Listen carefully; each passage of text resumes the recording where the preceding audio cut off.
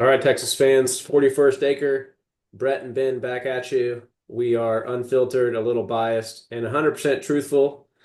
We are talking Texas versus Mississippi State recap and our thoughts on the game. Looking back at the game, Texas wins with a score of 35 to 13. Not a great start, but Texas found a way to win first SEC game. Couple notes: we missed on all of our predictions. I think we all had. Let's see, we had 52 to 10, 49-10, and 51 to 6.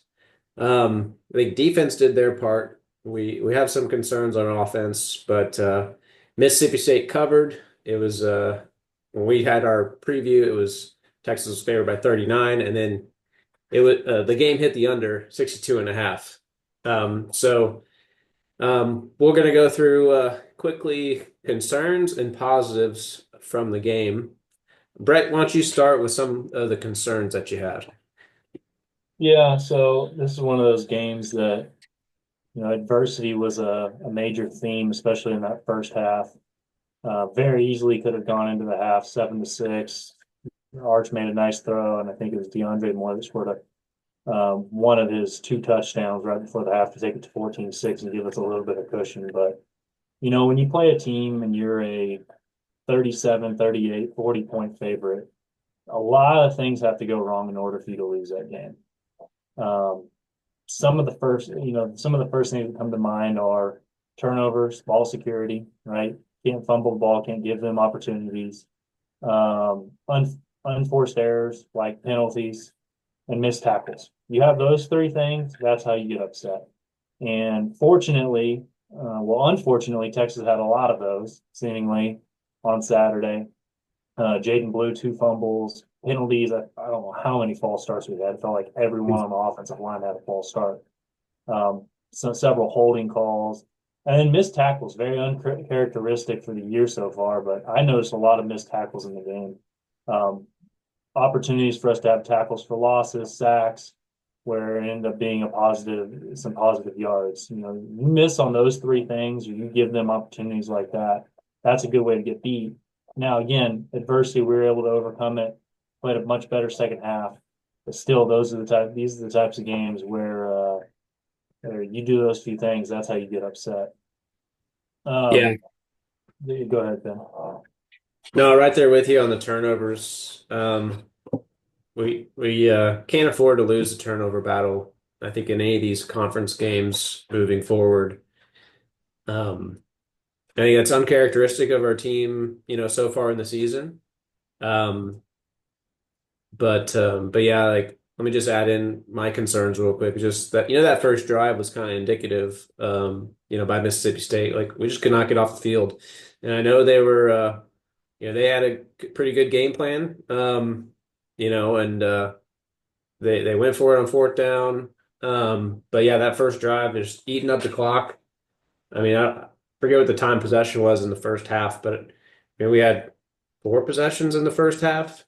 Um, so like not a lot of opportunities and we shot ourselves in the foot with the fumbles, the drop pass, like you mentioned by Cook. So I mean that was a touchdown. So yeah, just a couple things. Like I think those are all, when we get to the positives, like they're very coachable things, but yeah, things that definitely hurt us in this game. Well, maybe let's break it down a little bit further and get into some of the details. Things that there's definitely those three major concerns, with the ball security penalties and missed tackles, which are coachable items. But there was a few things that I thought we got exposed on. So kind of starting with the defense, I noticed our corners and our defensive backs in general looked their worst on Saturday. I saw Manny Muhammad, who's our lockdown field corner. I mean, he got beat a couple times, and if it weren't for Van Buren just being inaccurate with his throws, those could have gone for long gains, if not touchdowns. Gavin Holmes got beat once, actually twice. One of them was an incomplete pass. The other one, Van Buren threaded the ball between the safety and the corner. So Gavin Holmes got beat. I remember one play, I think it might have been a flea flicker, where Michael Taft got back in the end zone. Do you remember this play? He got back in the end zone, threw his hands up in his face. I thought it was defensive pass interference. It looked awful. Yeah, I think I Like he remember was like old, like Ryan Watts playing defense. that. And they said, hey, he made a play on the ball, whatever. Like he didn't even turn his head around. That could have easily been, the ball on the 2 yard line or whatever the rule is in college. But I just felt like we got a little bit exposed in the passing defense. Whereas in the past few weeks, I'm not sure anyone's looked good throwing against us. I mean, Michigan, our defensive backs are flying all over the field, breaking, getting their hands between the receiver's hands, pulling the ball out. I didn't see that technique and that level of intensity from the defensive backs this week, which is a little bit concerning when you're playing a veer and shoot offense. Yeah, I mean, there's nothing that really stood out to me, just not making plays when we needed them, you know. I think just letting Mississippi State continue the momentum of their drives, although, didn't get to many points. Thankfully we kind of bend but don't break, but there was a lot of bending that was happening. We were getting bent for several minutes at a time. Yeah. But I mean, I think it's just the little things. I think again, I credit Mississippi State for having a good game plan. Clearly Texas is the most talented team between these two, and it showed eventually on the scoreboard. But Mississippi State was doing everything they can, and Texas was out of rhythm, and that's maybe why Cook drops that pass. Is receivers, quarterbacks, they need to get in a rhythm. So yeah, that's a concern. I think but it's the first real concern we've had on defense It all is. season. It So is.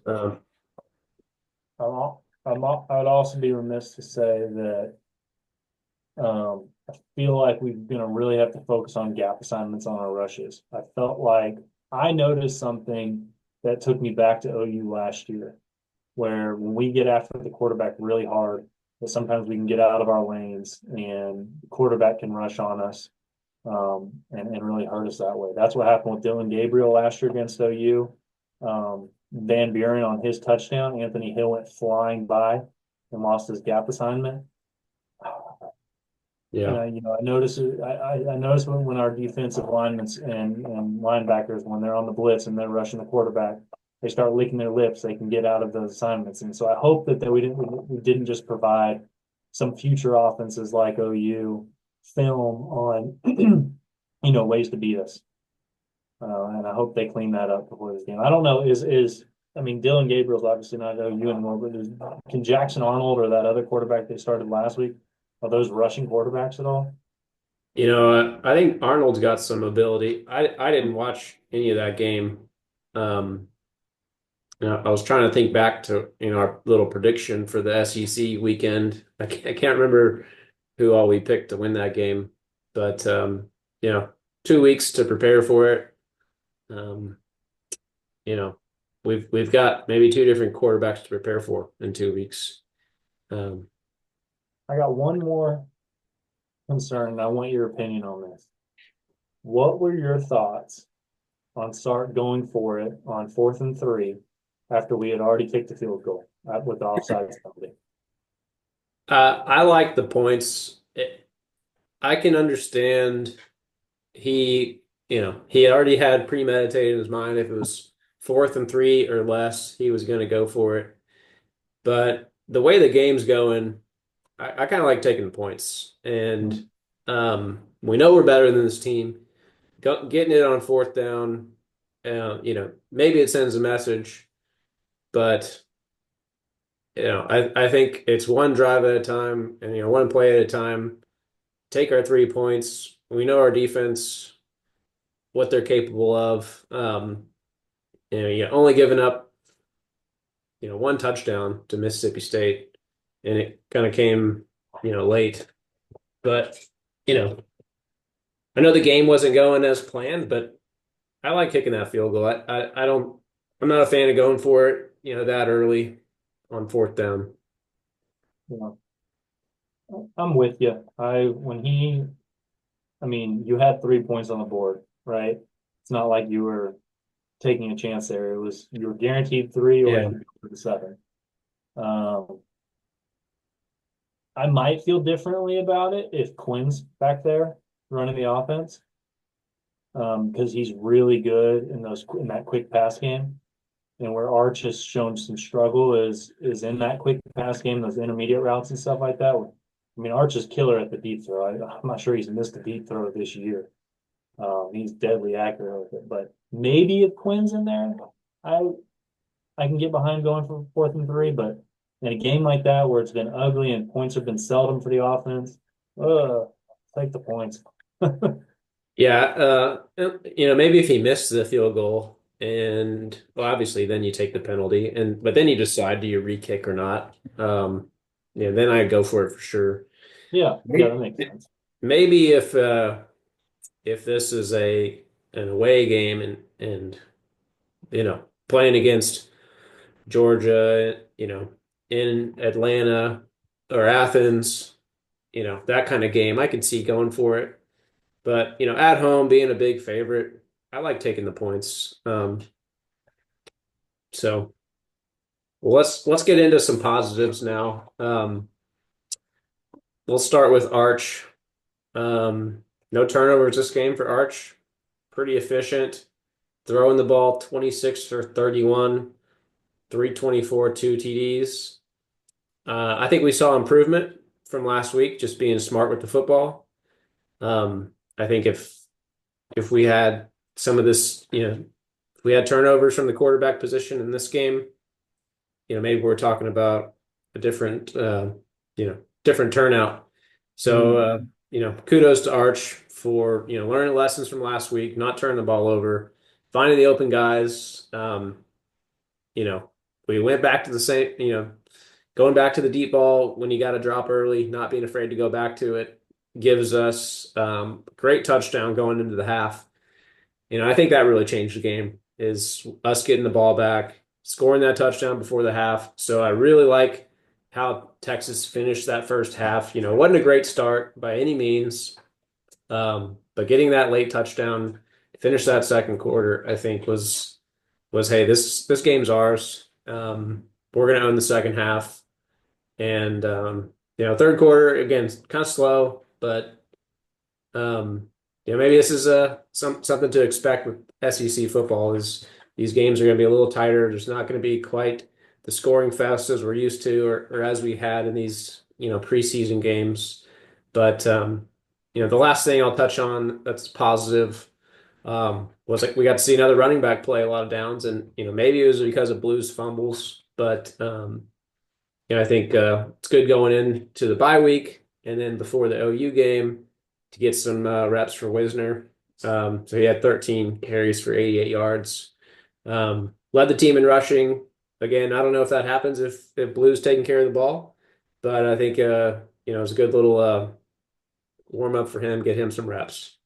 Yeah, yeah, no, I totally agree. Arch, I can't think of a Longhorn quarterback who's thrown it down the field as pretty as Arch does.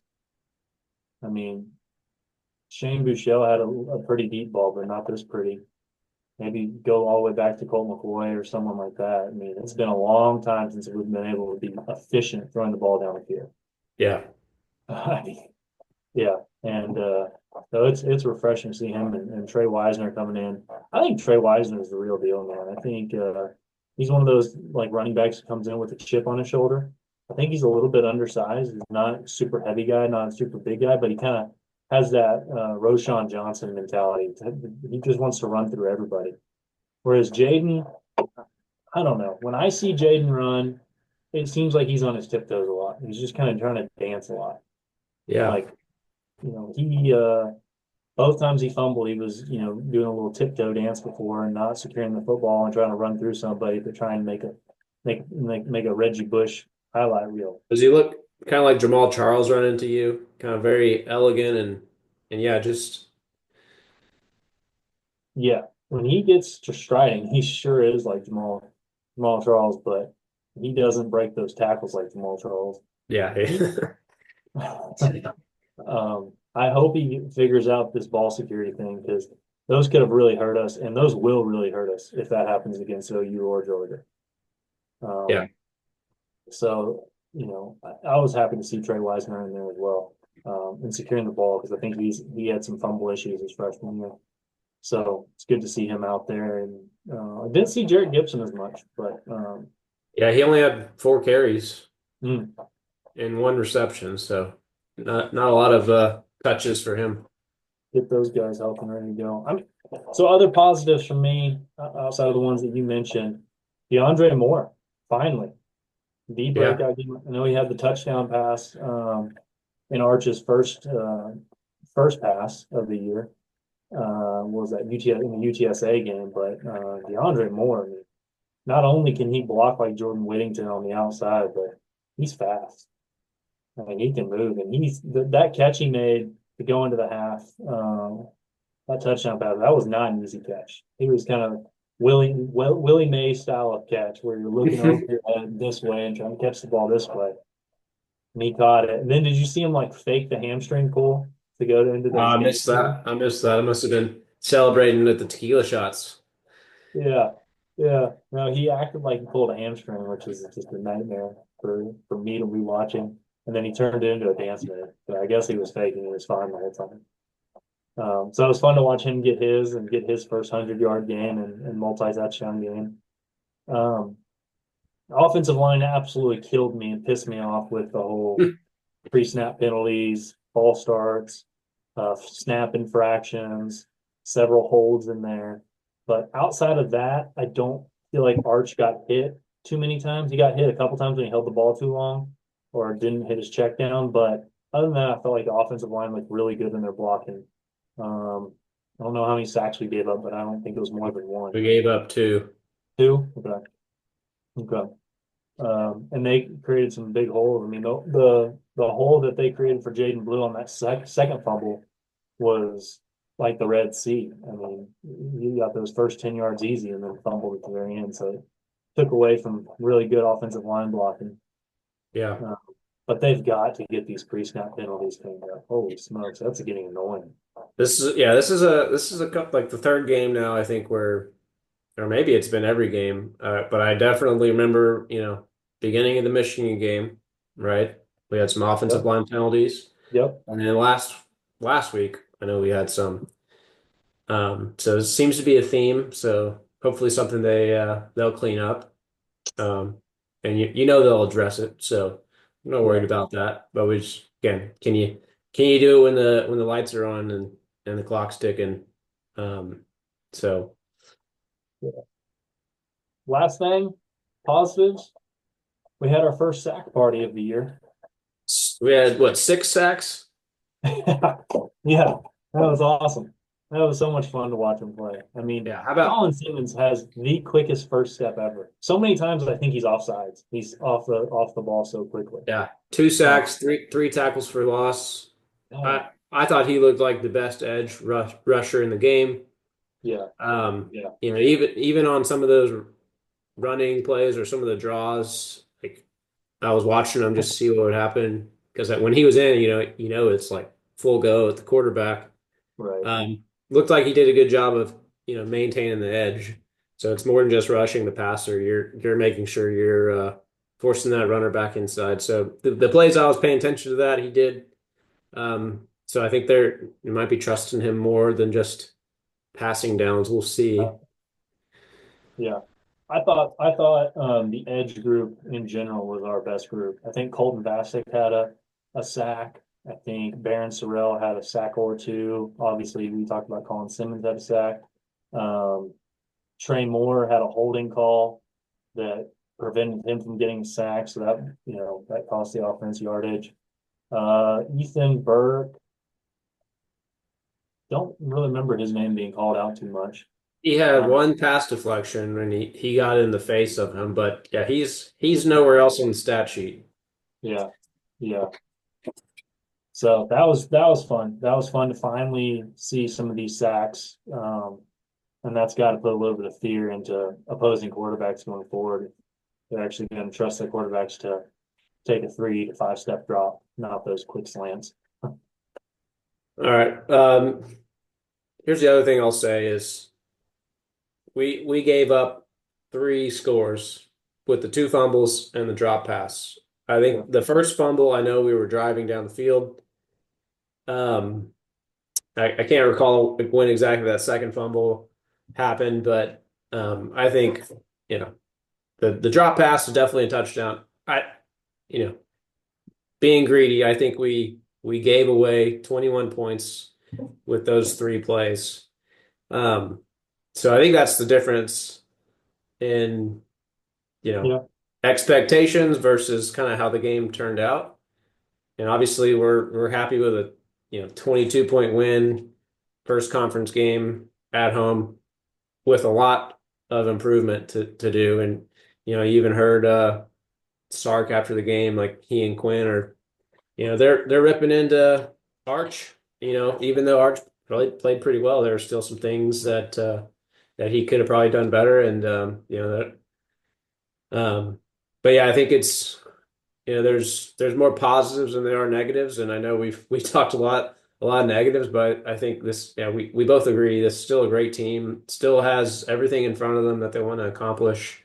Definitely, the schedule gets tougher, so just clean some things up, but continue to play hard, fight back when things don't go your way. Yeah, we're hopeful this can be a special season. Yeah. Yeah. The adversity comes at a good time. Like you've got a bye week now to clean it up. You got a bye week to clean it up and get healthy. Yeah, So, yeah, I agree with you. I think the next stretch of the season is our most challenging. We got OU, Georgia, at Vanderbilt, then we have another bye week. So this 3-game stretch is challenging. I don't know if Vanderbilt's legitimate or not. They sure did give Mizzou a scare a couple yeah. I weeks don't think hopefully you're not taking anybody for granted. We assume Mississippi State was one of the bottom two or three teams in the conference, and they hung with you. Um, most of the game. I didn't really feel secure until that first touchdown in the fourth quarter. I was third quarter. I was still nervous. How ago. this game would end up, and um, but hey, they pulled it out, got a W again. Lots of good things to reflect on and improve upon. Um, so looking forward to that game in 2 weeks there in Dallas. Yeah, yeah, same. All right, well, I guess we'll have a week off and then we'll do OU pregame. So Yeah, enjoyed it, Brett. Thanks guys for always. watching. Hook 'em.